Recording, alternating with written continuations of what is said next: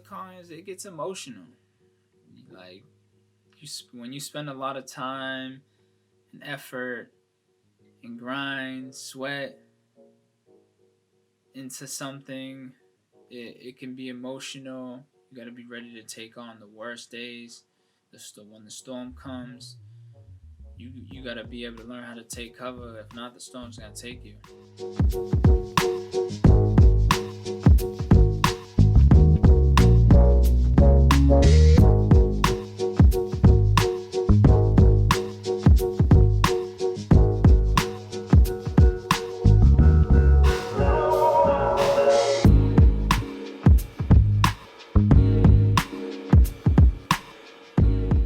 Oh, where I am, you ask. I know, I'm in a different place today. Well, look where we're at today. We are getting closer. What y'all think, man? Let me know in the comments. I like the vibes so far. I'm ready to just set up. I actually might just work from right here today.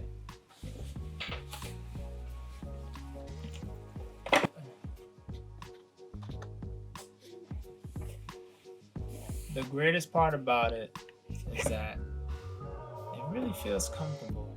It feels good to see this space just starting to form and be something. And we're not done. I want to do something to the walls. Maybe more art. Still thinking, what do y'all think I should do to the walls? Because the white walls, I don't know, just never really does it for me. I can't really do white walls. So let me know, give me some ideas so I can throw them into my idea pool and keep y'all updated with that. But this is cool, man. This is dope. This is dope. Y'all gonna have to give me a second.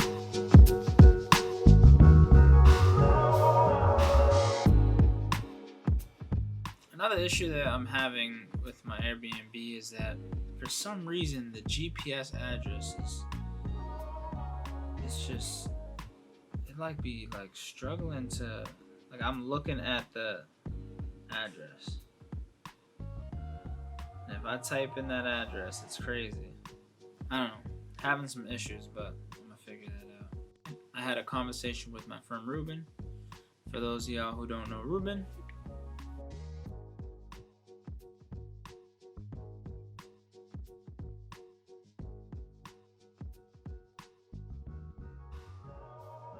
he was wondering what the ups and downs were of this lifestyle as far as just being independent and surviving on your own without a quote-unquote job.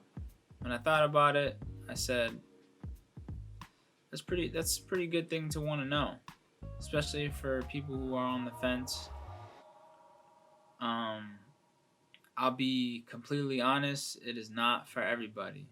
The pros in this situation, from my perspective, are always going to outweigh the cons.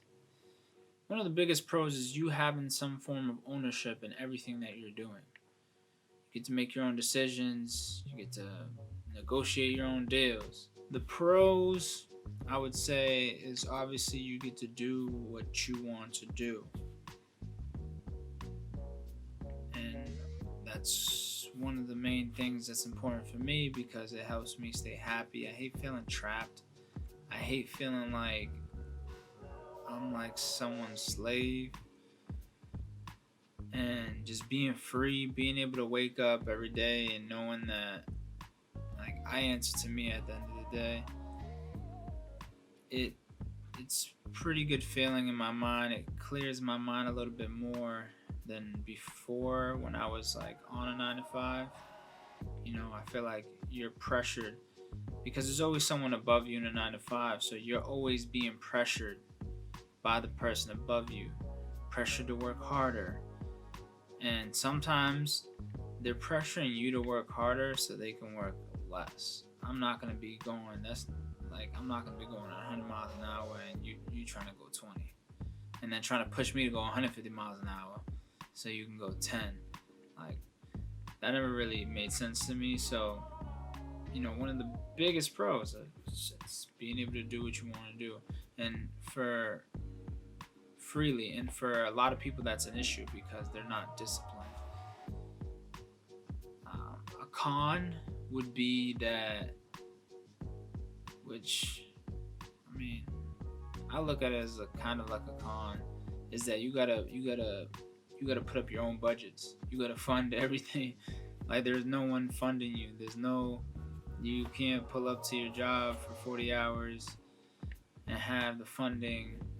Like everything is your grind. That is your funding. So it's like people be asking me all the time, or oh, you don't stop, you don't. I never see you not working. And I can say this because I've lived both lives. It's like when you're working a 9 to 5, and when you're independently working for yourself, you have two completely different mindsets. It's just not the same. Like when you're working a 9 to 5, like you just have to show up, and you can predict how much you're going to make just by showing up and giving the bare minimum. Now, how long that'll last you, who knows? But you can pretty much calculate how much you're gonna make. So there's a little bit of clear-mindedness because you can do math. You know, you can calculate your expenses with your income. You can kind of like pre-predict everything, and that can ease someone's mind. And then in this world, every day you're going to get it. You're going to get it when you're on the grind. You're going to get it every day. You're working and trying to get your next meal, your next meal, your next meal. Like there can't be a day off. It can easily take over your life. Is a con. But depending on the person, you can fight that. But it can easily take over your life. Another pro is just happy. I'm happier even on the days that I don't feel happy. Like I could still like be like, yo, you in a better position than you were last year. So the happiness is just, you can't beat that. You really can't beat the happiness. So that's definitely a pro.